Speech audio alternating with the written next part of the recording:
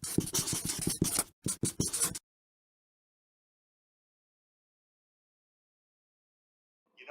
at the global south and this impunity was which Donald Trump is acting. He's like a runaway train without brakes at this point in time. Executive order after executive order that he is signed as well. And again, you mentioned find alternatives and call his bluff. And let's just talk a bit about those alternatives and more so from the global south in holding Donald Trump accountable for the statement that he's making. Well, in fact, that's what's behind the whole Article 6 campaign, because we have identified, you know, let me sort of preface this by saying that the Article 6 campaign isn't specifically designed to, how to say this, sort of single America out. America has singled itself out by their own behavior. What we are interested in is international law being applied. We're interested in equality before the law by every nation, that every nation should be under the law, not above the law. But America has acted above the law ever since 1945, ever since the establishment of the United Nations. And we have identified that the source of their power, for lack of a better word, the source of their power, what has enabled them to run rampant across the globe, across the global south, has not been their actual power. Their actual power hasn't been their economic power. It hasn't been their political power. It hasn't been their military power. What has enabled them to act this way has been their impunity. And it is an impunity that they have secured for themselves by their domination of the United Nations. And that if they can be removed, and rather I should say when they are removed from the United Nations, then they will cease to be above the law and they will be under the law like everyone else. And they will be subject to the law like everyone else, because the way that they have operated was that international law is something that only ever applies to their enemies, to their victims, or to their perceived enemies or victims, or who they want to take from, who they want to colonize, who they want to exploit. This is their very, excuse me, very selective application of international law, and it has never applied to them. So what we're actually, what at the core of the Article 6 campaign is a call for justice, is a call for equal justice for all nations, with no one having impunity, no one having unaccountability, and no one being above the law. And it just happens to be the case that the most persistent violator of the principles of the United Nations Charter, the most persistent, the most consistent, and the most insistent violator of the principles of the UN Charter just happens to be the United States of America. If it was Cuba, then we would call for Cuba to be removed from the United Nations. If it was China, then we would call for China to be removed. If it was any other country that had so persistently violated the principles of the UN Charter with impunity, then we would call for that country to be expelled. But it just happens to be the case that America has proven itself to be, over the last 8 decades or so, to be the chief violator of the UN Charter, the chief violator of international law, and the abuser of the entire international legal system, the entire international system of justice, until we've reached a point that no one even takes the concept seriously. No one even takes the concept of international justice seriously. All of these institutions of international justice, whether it's the ICJ or the ICC or the United Nations or any the World Court, anything, even the concept of international law has lost all credibility, because it's never applied to the country that everyone has suffered at their hands. It has never been applied to the country that is the chief violator of international law, which just makes the whole concept of international law and international justice lose all credibility. So we've identified that the source of America's power, again, for lack of a better word, the source of their power, the enabler of their savagery, the enabler of their brutality, the enabler of their global oppression, has been their impunity. And so we've determined that the best way to solve that problem is to remove that impunity from them, so that then they will be subject to the law. In terms of this campaign, in invoking Article 6, how do you see this campaign impacting global governance and the credibility of international law, considering the fact that the Universal Declaration of Human Rights does not even speak to what we see happening around us, the injustices, the oppression that is taking place? Well, I think that the campaign, as I was sort of alluding to earlier, the campaign,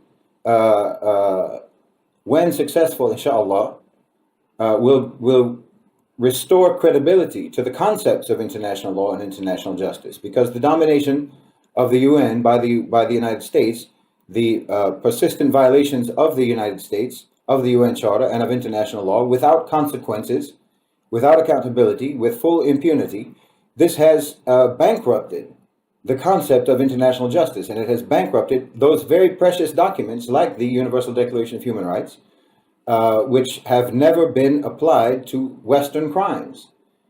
We consider, of course, the Nakba to be a Western crime. This is a crime of Western colonization, and it has never been applied when America or its allies have committed these types of crimes. And this has completely discredited the whole concept of international law and international justice among the global population, because the majority of the global population, of course, is not Western, is not white, is not in the global North, is in the global South, and they have been the victims of America, victims of American foreign policy, victims of exploitation, colonization, and so forth from the West. So when they see, there was, a moment in 1945 and 1948 when they signed that document, when they created the United Nations, there was a moment when everyone thought, well, maybe it's over now. Maybe the suffering and the enslavement and the exploitation and the oppression, maybe it will end now because we've got these legal documents. But no one understood at that time that the people who drafted those documents never had the slightest intention of having those documents applied to them. That their intention was that those documents would only ever be used against their victims, against the oppressed, against the global South, against the colonies, and so forth. So I believe that when we get the United States expelled from the United Nations, we would restore the credibility of not just the United Nations, but of even the entire concept of international law, international justice, to show that we don't actually have to have a completely hypocritical system. We don't actually have to tolerate these double standards. We don't actually have to tolerate any country being above the law. We can actually have equal justice. These are things that aren't empty, but they have been drained of their meaning by America's domination of the UN. And I think that we would see, inshallah, bi'idhnillah, once America is expelled from the United Nations and is then held accountable by the United Nations for its 8 decades of crimes, for its 8 decades of violations. I mean, this is one of the reasons why they're so hostile to the ICC. This is one of the reasons why they're so hostile to the ICJ, because they know they're supposed to be on the dock. They know perfectly well that they're supposed to be on the dock. They're supposed to be prosecuted for like I've talked about many times. If we were to go to any country in the world, any country, even in the West, even in Europe, we could find America violating the UN Charter, violating international law against that country persistently from 1945 until today. You could literally throw a dart at a globe, at a map of the world, and anywhere it lands, you'd be able to make a case for persistent violations. So America knows very well that they are eligible for prosecution for crimes against humanity, for war crimes, and for many, many other violations of international law.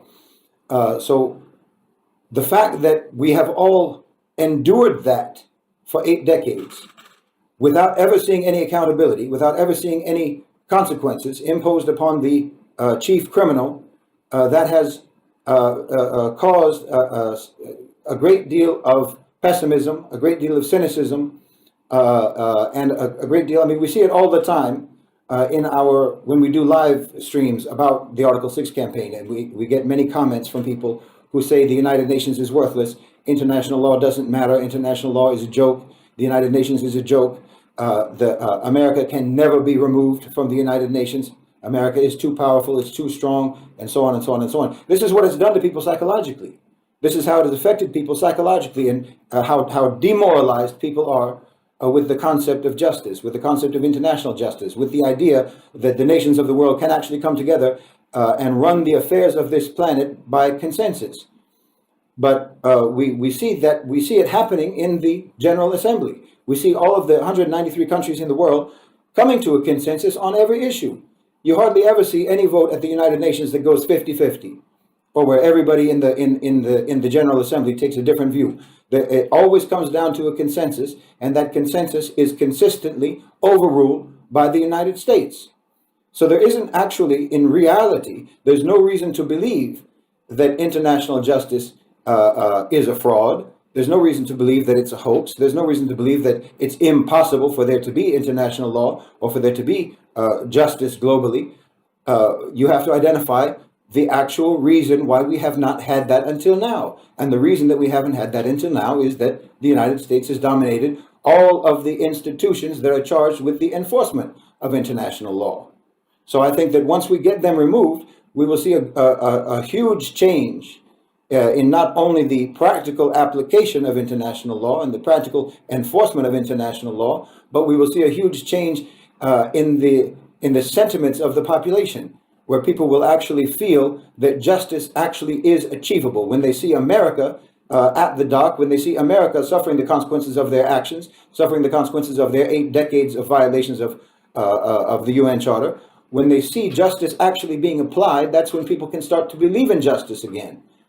But the fact that we haven't seen justice applied, and the only time that we've ever seen so-called justice applied is when it has been applied against America's enemies, when it has been applied against America's victims. That's the only time that we've ever seen it. And they've even said as much, that the International Court is actually for them, meaning people in the global south, meaning enemies of the West, designated hostile enemies of the West. That they've actually said it, that this is what the court is supposed to be for. It's not supposed to be for Westerners. It's not supposed to be for white people. It's not supposed to be for America. But it is. It's for everyone. It's for anyone who violates international law. And so once you see it actually applied equally, then people can start to have to restore their belief in the concepts of justice. So, just taking a look at some of the other permanent members, for example, Russia or China, these are countries that have also committed violations. Okay, sure. Let me start with Russia and China. Russia is relatively new in terms of it being as a member, because it was formerly the Soviet Union. For the majority of time that the United Nations existed, it was the Soviet Union. So that has now ceased to exist. But Russia itself certainly has violated the UN Charter. China has violated the UN Charter, but have they done it persistently? Have they done it persistently and consistently and insistently? This is what the Article 6 requires. This is the criteria. Not just that you violate it. I don't think you could find any country that hasn't violated it to one extent or another, or any way that could be interpreted to have violated it convincingly. But China and Russia have not violated it persistently. Meaning, if you look at the violations committed by the United States, like I've said, you could go decade by decade, and just in one decade you could find persistent violations in terms of the scale of their violations. In other words, it isn't just one violation in one country, it's multiple violations in every country, in every decade of the United Nations existence. And we talk about many of the examples of the violations of the UN Charter by America in our live streams. And I would invite everyone to join us on those live streams so that you can get more information. We won't have time to go into all of it today because, again, the violations are simply too many to list. So why we would not target China or Russia for this is because they don't qualify, just basically in terms of the quantity of their violations. Now, with regards to Israel, there's no question that morally Israel is qualified. There's no question that legally Israel is qualified for expulsion from the United Nations. There's no question about it. But all of Israel's crimes are American crimes. All of Israel's crimes are American crimes. There's not a single thing that Israel has done to violate international law, to violate the principles of the UN Charter, that hasn't been enabled by America, that hasn't been funded by America, and where America hasn't provided cover for Israel at the United Nations Security Council. The genocide that we have all been witnessing for the last 15 months has been a genocide by veto, because there should have been a ceasefire from the beginning. But who vetoed it? America vetoed it again and again and again.